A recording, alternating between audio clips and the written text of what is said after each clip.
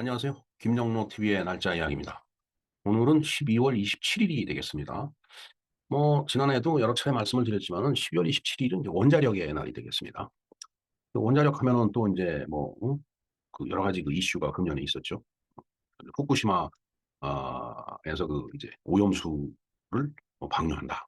그래서 이제 정부에서는 야 그게 오염수라기보다 처리수다.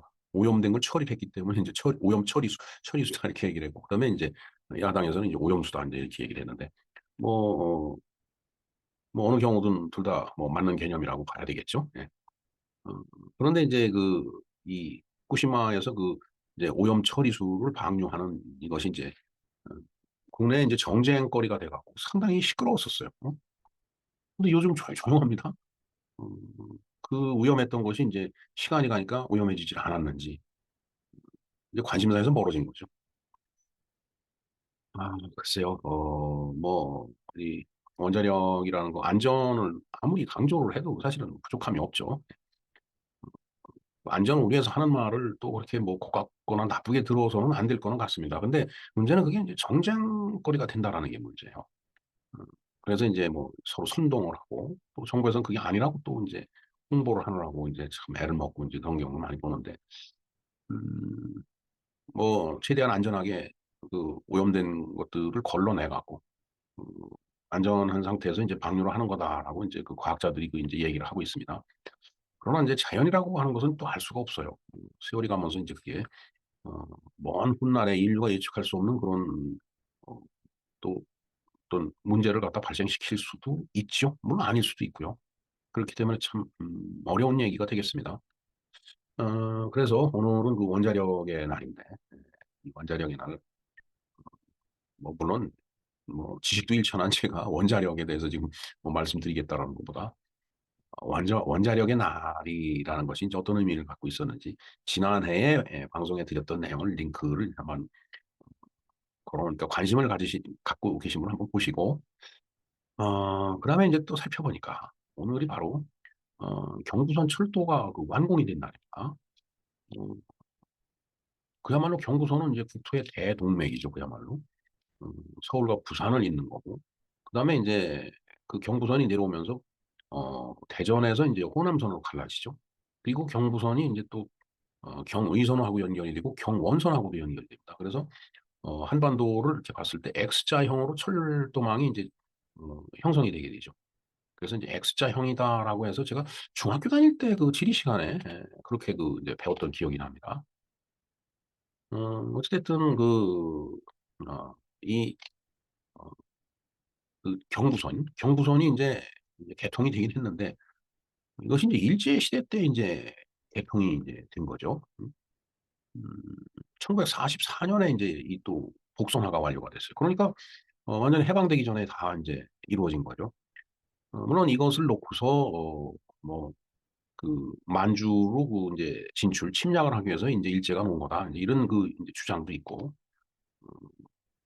사실 그걸 부인할 수는 없죠. 만주로 가기 위해서는 한반도에다 철도를 깔아야 되기 때문에 인제 그런 거예요. 하여튼 1901 년에 인제 기공을 해서 기공식을 갖고서 한 4 년여 정도 걸렸죠. 그래서 인제 오늘 완전한 개통이라고 그럴까? 개통식이 인제 오늘 인제 이루어진 건데 일단은 1904 년에 오늘은 인제 이게 완공이 된 거예요. 그리고 나서 인제 그야말로 전국 구간을 갖다가 어 기차가 인제 달려가면서 인제 개통식을 갖게 된 것은 인제 5월 25일 1905년 5월 25 일이 되겠습니다. 그러니까 오늘은 개통일이 아니고 철도가 완공된 날이다.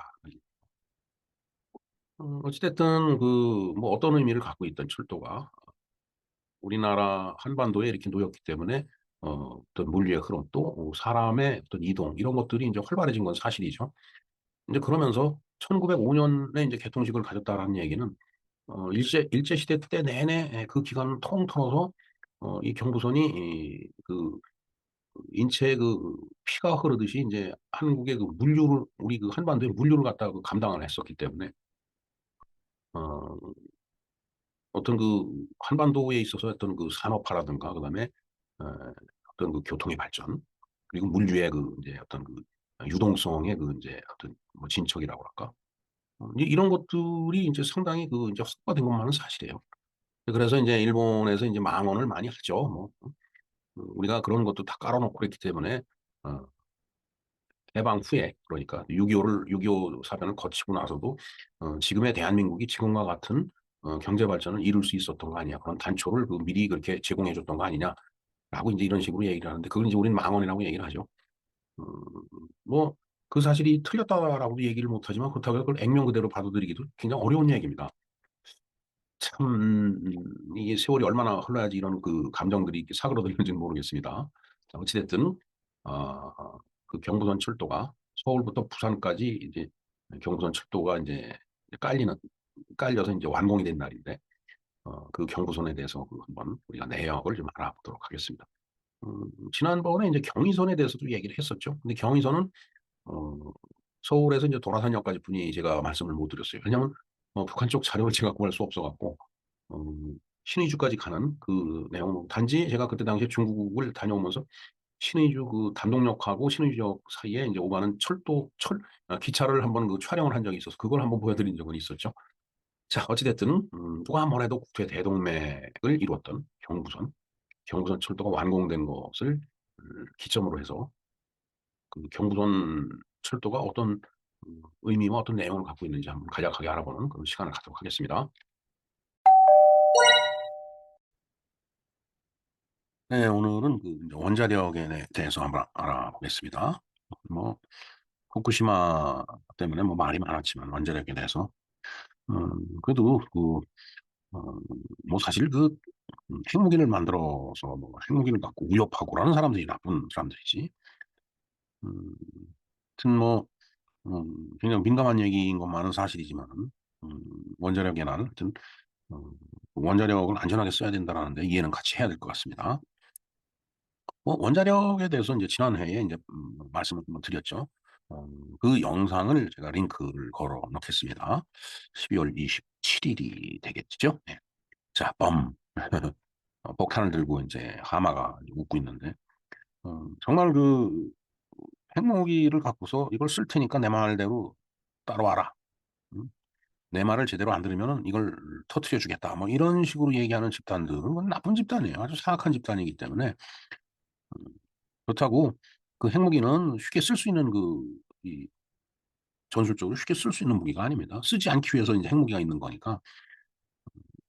사실 우리도 뭐 핵무기를 개발하면 끝이죠. 서로 똑같은 입장이 되니까. 근데 핵무기를 개발할 능력이 우리가 없어서 뭐 못하는 게 아니고 또 원료가 없는 것도 아니에요, 지금. 저는 전 세계적으로 핵보유국을 이렇게 제한하다가 보니까 우리나라는 이제 그 일을 못해서 그런 거지. 국제적으로. 북한같이 막말로 NPT 탈퇴하고 그다음에 경제 제재 받으면서 뭐 하면 되죠. 뭐 못할 것도 없죠. 그러나 이제 그렇게 하려고 하다가 보면 이제 국민들이 굉장히 힘들어지고 국가 경제가 위축되는 그런 문제가 생길 테니까 제재 때문에 그래서 지금 쳐다보고 있는 거지 사실 우리가 그런 능력이 없어서 그런 건 아닙니다. 자 그런가 하면은 뭐 이미 그에 대해서는 말씀을 드렸으니까 영상을 좀 참조해 주시고요. 오늘이 이제 경부선 철도가 완공이 된 날. 물론 이제 개통식은 이제 한 다음 달 초에 이제 하는 걸로 돼 있습니다. 했던 것으로 돼 있는 거죠. 하는 게 아니고. 바로 이제 12월 27일 오늘은 경부선 철도를 이렇게 완공한 날이에요. 다 놓은 날이에요. 이제 한 뭐 열흘 정도 후에 이제 개통식을 이제 하게 되는데 뭐 개통이라고 하는 것은 뭐 일단 철로가 완공이 돼야 개통이 가능한 거니까 완공이 더 중요할 듯 싶어서 제가 오늘 경부선 철도 완공이라는 제목으로 말씀을 좀 드립니다. 자, 일단 경부선에 대한 설명은 앞에 썸네일이 띄워져 있는데 저 자료를 링크를 또 걸어 놓겠습니다. 좀 참조를 해 주시기 바랍니다. 자, 일단 경부선이 도대체 무엇이고 어떤 의미를 갖고 있는지 한번 보겠습니다. 자, 경부선 서울역과 부산역을 잇는 한국철도공사의 간선철도 노선이다. 노선 번호는 302번이다라고 되어 있네요. 서울역부터 천안역까지는 전철 1호선이 병행이 된다. 예. 천안보다 더 내려가죠, 지금은. 그다음에 통행 방향은 어디서든 좌측 통행이다. 여러분들 잘 생각해 보세요. 이 지하철은 전부 우측 통행이에요. 근데 음, 1호선은 좌측 통행이에요. 왜냐면 1호선은 국천하고 연결되기 때문에 바로 이 경부선하고 연결되기 때문에 1호선은 좌측 통행이 됩니다. 그래서 1호선과 나머지 그 노선, 그 지하철 노선이 크게 다른 점이 뭐냐라고 물어보면 바로 통행 방식이 다른 거예요. 통행 방향. 경부선 1호선은 좌측 통행을 하고, 그다음에 나머지는 어, 우측 통행을 한다라는 것. 물론 그 국철하고 연결되는 부분에 가서는 조금 그 다른 면이 있긴 합니다. 자, 어찌됐든 경부선은 전국 어디서나 좌측 통행으로 이 철로가 놓여져 있다. 그렇게 운영을 한다라는 얘기가 되겠어요. 경부선의 개요를 보겠습니다. 자, 경부선은 우리나라 양대 대도시인 서울과 부산을 연결하고 대전, 대구를 경유하는 우리나라 철도의 중추 노선이다. 네, 중추 노선이죠, 당연히. 서울과 부산을 연결하고 그 사이에 대전, 대구가 있죠. 네. 그다음에 충북선과 장항선, 호남선 등과도 접속이 이제 이루어지니까 그 중요성도 그냥 커요. 충북선은 조치원에서 이루어지죠. 그다음에 이제 장항선은 아, 그 장항선이 어디서 이루어지나 참. 호남선은 이제 대전서 이제 이루어지죠. 장항선은 제가 공부를 해서 댓글에 달아놓겠습니다.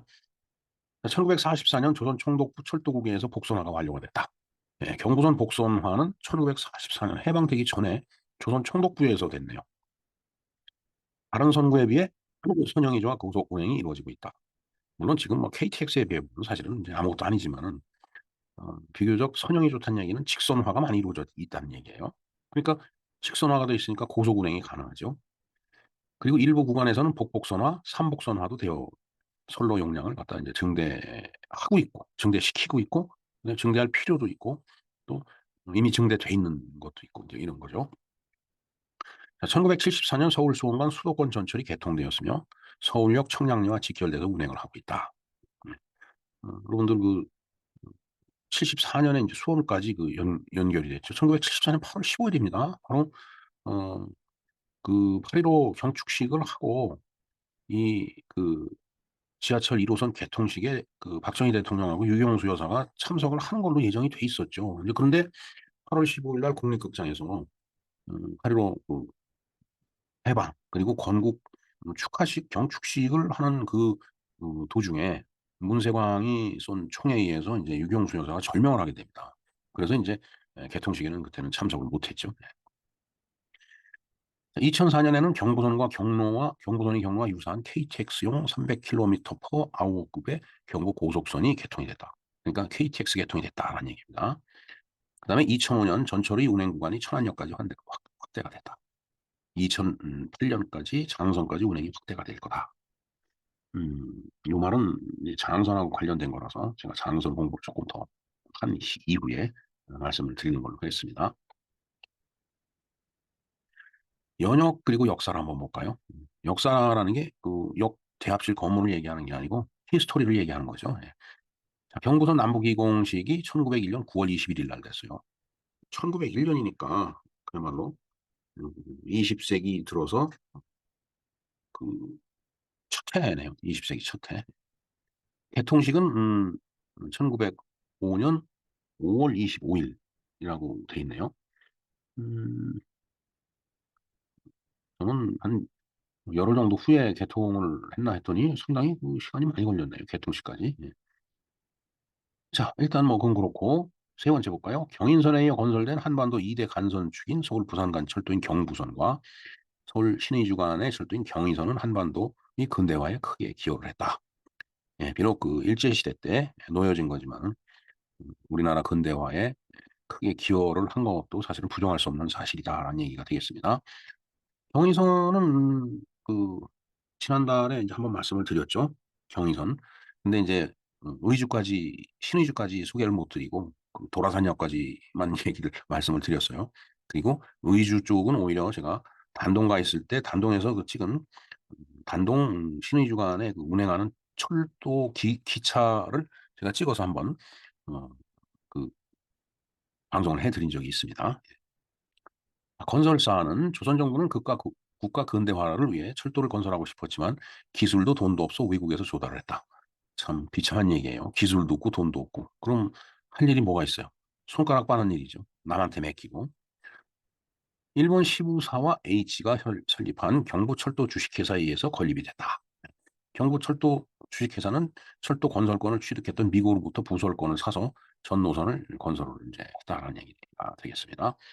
경부철도 주식회사는 조선정부, 일본정부, 그다음에 영국의 자본으로 구성이 돼 있었다라는 얘기고, 그만큼 부설권을 내줬기 때문에 이 철도를 운행하면서 생기는 이익에 대해서 음, 비록 그 조선 정부가 이 그때 당시에 이 한반도에 있는 그 조선을 관리하는 그런 정부였지만은 혼자 하질 못하고 일본과 그다음에 미국 이런 쪽에 도움을 받지 않으면 안 됐다라는 얘기가 되겠습니다. 자, 그 건설 작업을 보겠습니다. 1898년 9월 부설권을 취득한 일본은 경부철도를 설립을 했고 1901년 6월에는 경부철도 주식회사를 이제 일본이 설립을 했네요. 그다음에 8월 20일 날은 영등포와 초량 사이에 각각 착공식을 거행을 했다. 영등포에서 삽을 뜨고 부산에서 초량에서 삽을 뜬 거예요. 일본은 영국에서 자금을 빌려와 미국이 가졌던 부설권과 건설 장비를 구입을 했고 경부 철도 주식회사의 사장인 시부사와 에이지는 경부선은 조선에서 일본의 유일 맥관이자 사활의 기관이라고 황족 부호 시골 농부까지 주식을 사서 애국하라고 선동을 했으며 그로 인해서 거대한 자본금을 이제 조달했다라고 되어 있습니다. 주식을 팔았던 거죠. 1904년 러일 전쟁이 발발하자 군수물자 수송 등의 이유로 급격히 공사가 빨리 신속하게 진행이 됐다 되어 있습니다. 1904년 12월 27일 완공되어 1905년에 전선이 이제 개통이 됐네요. 일본은 영국처럼 차량이 좌측으로 다녔기 때문에 경부선이 열차도 좌측 통행이다. 일본과도 전부 좌측 통행을 하고 있습니다. 왜냐하면 영국이 좌측 통행이기 때문에 1906년 러일 전쟁 후에 일본은 경부철도 매수 법안을 의회에서 통과시켜 경부선과 경의선을 조선 통관부 철도관리국 소관으로 해서 소유권을 갖다 이제 변경을 해줬다라는 얘기가. 1908년에는 경부선과 같은 해에 완공되었던 경의선과 직결 운행이 이루어져 부산과 신의주를 잇는 직통 급행열차 융의호를 운행하기 시작했다. 융의는 그 순종 황제의 그 연호죠. 예. 그러니까 이제 순종이 즉위를 하고 이 일이 이제 많이 이제 이루어졌다고 보면 되겠습니다. 뭐 그래 봐야 사실은 1900년대 초엽인데 사실 나라는 그냥 비참하게 망가져 가고 있었던 그런 상황이 되겠습니다.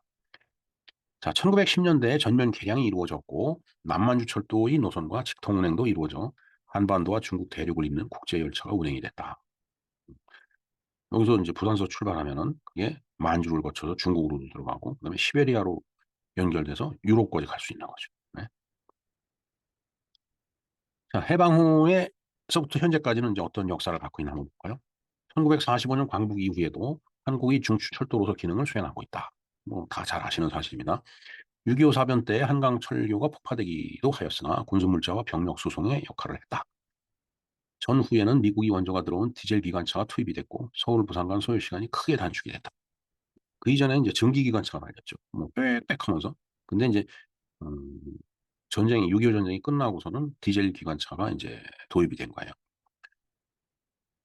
자, 그다음에 1960, 70년대 서울로 급격한 인구 유입과 도시화로 만든 통근 수요에 대응하기 위해서 서울 수원간 전철화와 서울 영등포 간 북복선화가 진행이 됐다.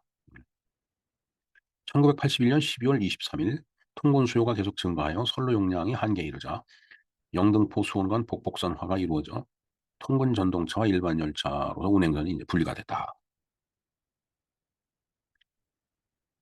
그다음에 1984년에는 열차선을 이용하여 서울 수원간을 빠르게 잇는 급행열차가 등장을 했는데 지금도 급행열차 다니고 있죠. 예.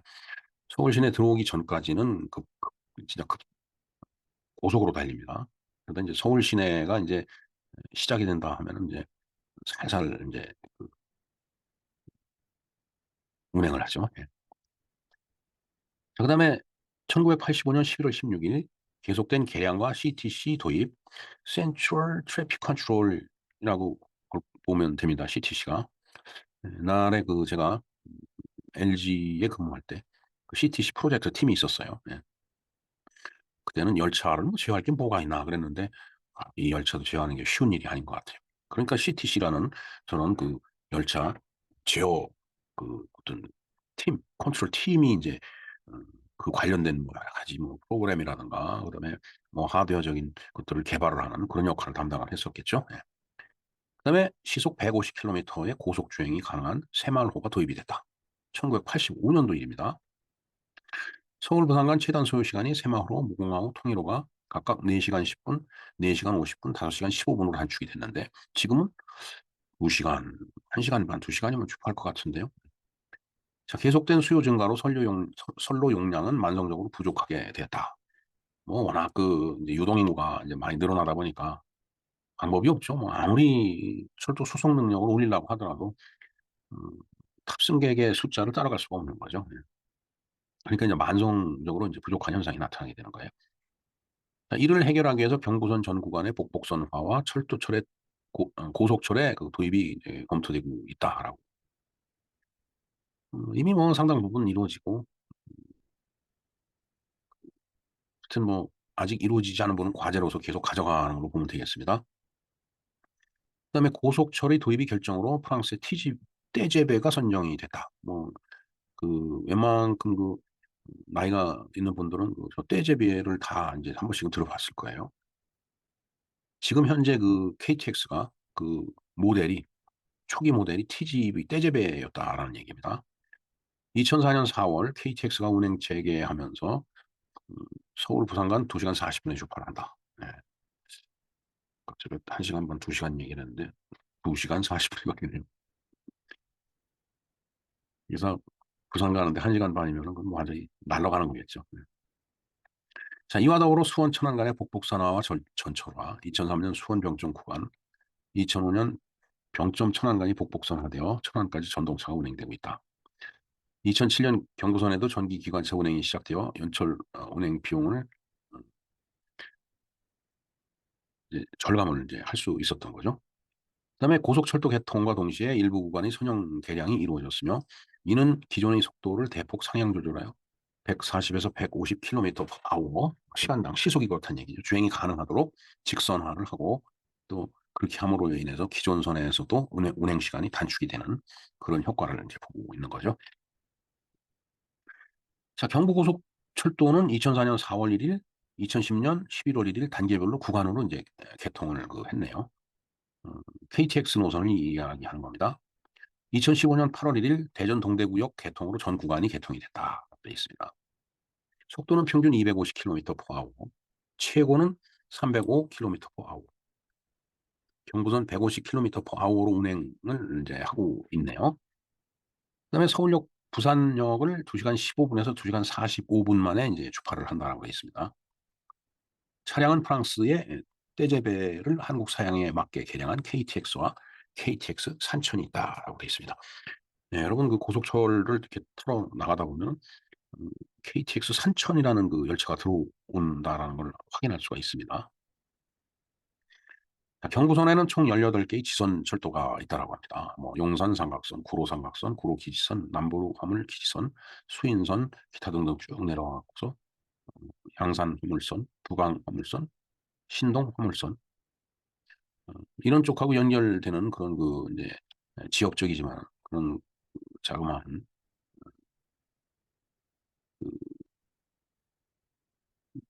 그 지선들이 이렇게 많이 있네요. 18개라고 보네요. 사실 뭐 이 지명을 보면 뭐 대부분 알긴 하지만은 어, 그 이 지선에서 어떤 일을 무슨 일을 어떻게 하는지 그거는 조금 더 지켜봐야 될 것 같네요. 자, 그다음에 경부선의 교통량은 최대 구간은 서울과 금천구청 사이인데 대한민국 철도에서 가장 많은 여객 179회를 처리를 한다. 하루에 그렇다는 얘기죠. 179회. 하루에 179회면은 상당히 그 바쁜 그런 그 정도의 그 교통량이 되겠습니다. 그다음에 이용객은 2015년 기준으로 해서 1년에 7,300만 명인데 지금 2023년이니까 뭐 훨씬 더 많이 늘어났겠네요. 이는 약 1억 4천만 명인 한국 철도 전체의 지역 간 여객 수송량 가운데 약 54%에 해당하는 양이다. 그만큼 철로에 의지하는 그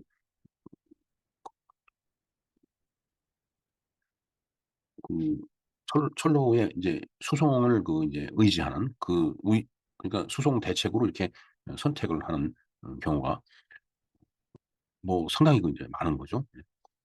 음, 뭐, 54%의, 그러니까 수송 인원이 그렇다는 얘기죠. 자, 거리별 이동량을 나타내는 인거리 수치는 전체 약 234억인 음, 킬로미터 가운데 51%인 119억인 킬로미터를 경부선이 담당하고 있다. 자, 인거리다. 인거리. 몇 명의 사람이 가는 거리. 그래서 그것을 이제 인킬로미터라는 그 단위로 그렇게 측정을 하고 있는 거라고 보입니다. 자, 그다음에 이제 평부선이 있죠. 평양하고 부산이 이제 평부선인데 이건 북한 관점이에요. 그다음에 경부선을 제외하고 경의선 일부일 뿐. 음, 그렇죠. 평부선이라고 하는 것이 평양에서 부산까지 가면은 경부선을 빼놓으면 경의선만 남아 있죠. 그것도 이제 얼마 남지 않은 어, 구간이 짧죠. 경의선은. 네, 지금 뭐 고속철도 날아가듯이 그냥 다다닥 뛰어가고 있습니다. 네, 이상 오늘 원자력의 날인데 그와 함께 또 경부선을 개통한 날이기 때문에 우리가 경부선의 그 내용에 대해서 한번 공부를 해봤습니다. 네, 김영로 TV의 날짜 이야기였습니다. 감사합니다.